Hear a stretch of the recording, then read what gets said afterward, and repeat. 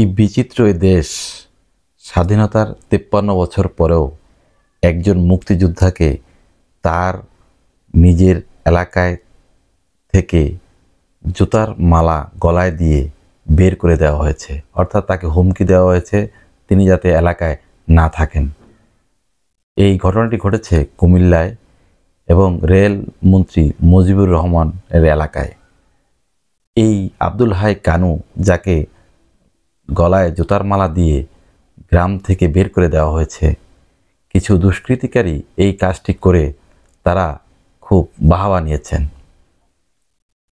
যেখানে ১৯৭১ সালে স্বাধীনতা যুদ্ধে বাংলাদেশে ৩০ লক্ষ লোক শহীদ হয়েছে এবং ২ লক্ষ মা বোনের সম্ভ্রমের বিনিময়ে একটি দেশ, একটি পতাকা অর্জিত হয়েছে। সেই দেশের পক্ষে যিনি যুদ্ধ করেছেন তার একজন অন্যতম হলো এই আব্দুল হাই কানু। বিগত সরকারের সময়ও তিনি নিগৃহীত ছিলেন, অর্থাৎ রেলমন্ত্রী মুজিবুল হকের এলাকায় তিনি ৮ থেকে ৯টি মামলার সম্মুখীন হয়েছে তদানীন্তন আওয়ামী লীগ সরকারের আমলে। সেই মামলার বোঝা মাথায় নিয়ে তিনি তার গ্রামে গিয়ে বর্তমানে ২৪শে জুলাই বিপ্লব পরবর্তী সময়ে গিয়ে তিনি একইভাবে নিগৃহীত হয়েছেন। এই কাজটি যারা করেছেন, অর্থাৎ এই যে স্বাধীনতা বিরোধী যে শক্তিটি রয়েছে তারা কিন্তু তৎপর।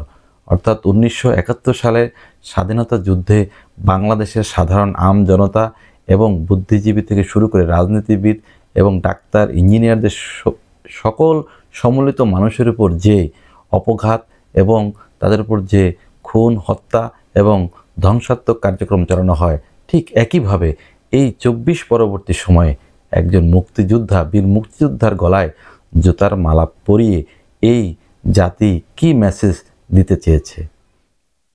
ইতিহাসের কোন আস্থা করে আমরা নিক্ষিপ্ত হব, যেখানে যিনি আমাদের দেশের জন্য প্রাণ দিতে গিয়েছেন, যুদ্ধ করে একটি দেশ উপহার দিয়েছেন, তাকে আমরা জুতার মালা পরিয়ে তাকে গ্রাম থেকে আমরা বের করে দিয়েছি।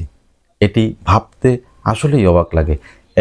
একজন বাঙালি হিসাবে, একজন সাধারণ নাগরিক হিসাবে আসলে আমরা সত্যিই লজ্জিত।